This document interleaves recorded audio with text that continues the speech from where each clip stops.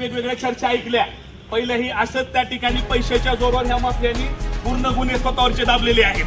हाही गुन्हा लातूर जिल्ह्यातील महाराष्ट्राला संशय होता की या ठिकाणी कुठेतरी तपास दाबला जाईल, परंतु आपण म्हणतो हे 22 लाख विद्यार्थ्यांचा तळतळाट आणि त्वरित कोणतरी त्याच्यावर नियंत्रण ठेवणार आहे, इथलं प्रशासन जरी नसलं तरी त्याच्यामुळं त्याला आज त्या ठिकाणी दिल्ली येथे त्या ठिकाणी नेऊन अटक करण्यात आली. हे जे माफिया राज आहे ते माफिया राज त्या ठिकाणी संपुष्टात आलं पाहिजे. गरिबाची मुलं शिकले पाहिजेत.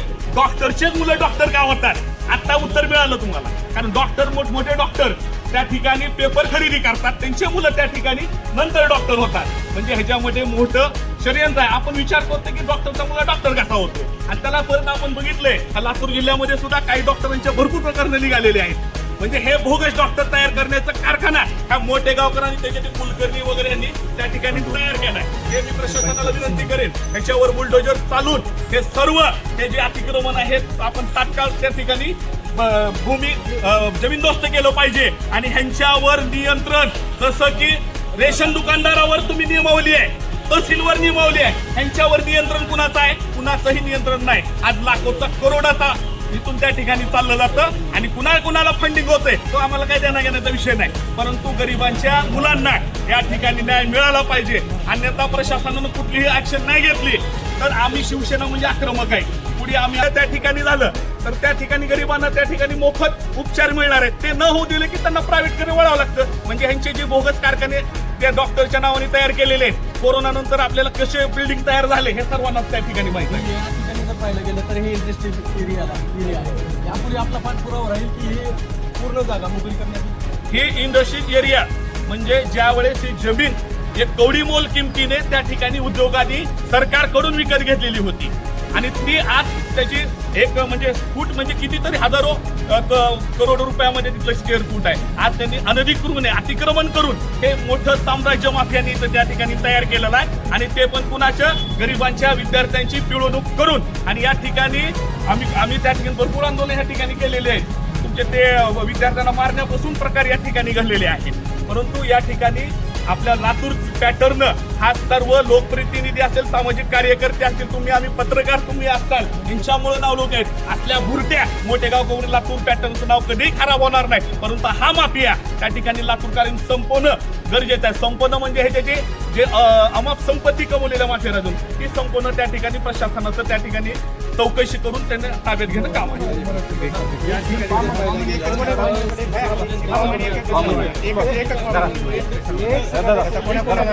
एकच कॉमन एक कॉमन सर्वांची भूमिका एकच द्या भैया, एकच कॉमन देऊ द्या सर्वांना. घटना घडलेली आहे, क्लीन चिट मिळालंय, सगळ्या लातूरकराला माहित आहे. आणि ह्या ट्युशन एरियामध्ये काय चालतंय, या ठिकाणी मुलींचं शोषण होत आहे. ड्रग्स माफिया पूर्ण ह्या ट्युशन एरियामध्ये आहेत. आज 7च्या नंतर मुलींच्या तिथं वावरणं सुद्धा त्या ठिकाणी धोक्याचं आहे.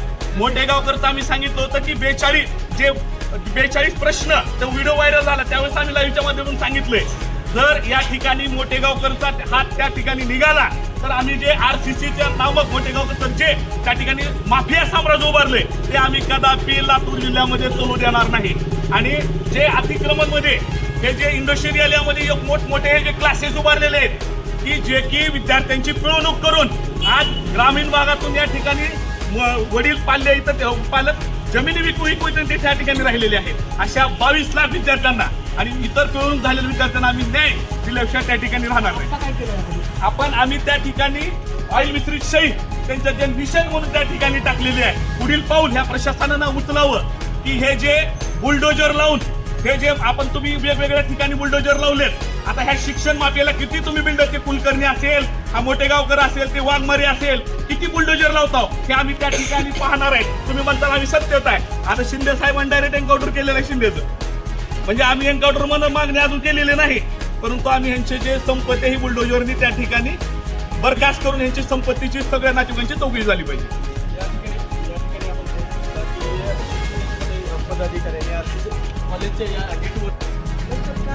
आज ह्या 8 दिवस झालं आपण त्या ठिकाणी वेगवेगळ्या माध्यमातून त्या ठिकाणी प्रसारित केल्यानंतर सर्व देशाला त्या ठिकाणी कळालं की नीटची पेपर त्या ठिकाणी रद्द करण्यात आले. ह्याच्यामध्ये पेपर फुटीचे प्रकार घडलेत आणि लातूर कनेक्शन सुरुवातीला त्या ठिकाणी जाहीर झालं. त्यानंतर तिथून कुलकर्णी असेल, हे मोठेगावकर असेल, त्यानंतर वाघमारे असतील, हे त्या ठिकाणी जोडले गेले आणि ह्याचं कनेक्शन पार पूर्ण मोठेगावकरचं वेगवेगळ्या ह्यांच्या डॉक्टर सहित या ठिकाणी कनेक्शन त्या ठिकाणी निर्माण झाले.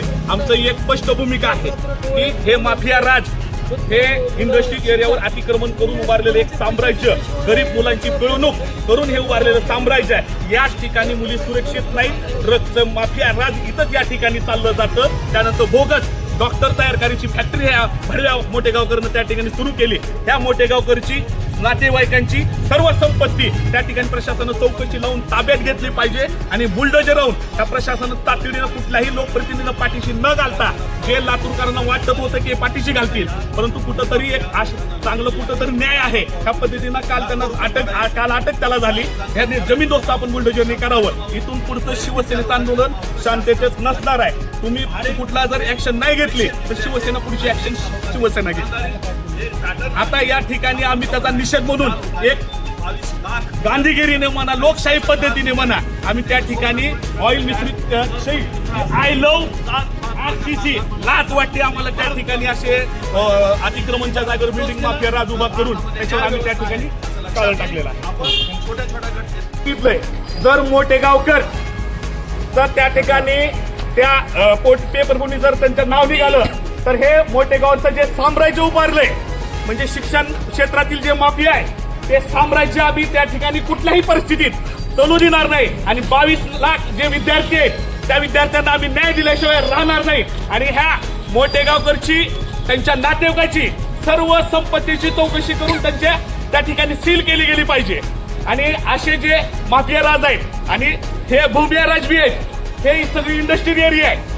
आज त्या ठिकाणी कोर्टाचे आदेश असताना सुद्धा त्या इंडस्ट्रियल एरियावर टोले जंगल भारती कशा बांधल्या गेल्या, म्हणजे इथले प्रशासन असतील, इथले आमदार असतील, खासदार असतील लातूर जिल्ह्यातील, ते सर्व झोपेचं सॉंग घेत आहेत. आमची प्रथम मागणी राहील हे क्लासेस जेवढे त्या ठिकाणी अतिक्रमण मधले आहेत ते सर्व बुलडोजर राहून जमीनदोस्त करा. त्याच्यानंतर ह्यांच्यावर नियंत्रण करा.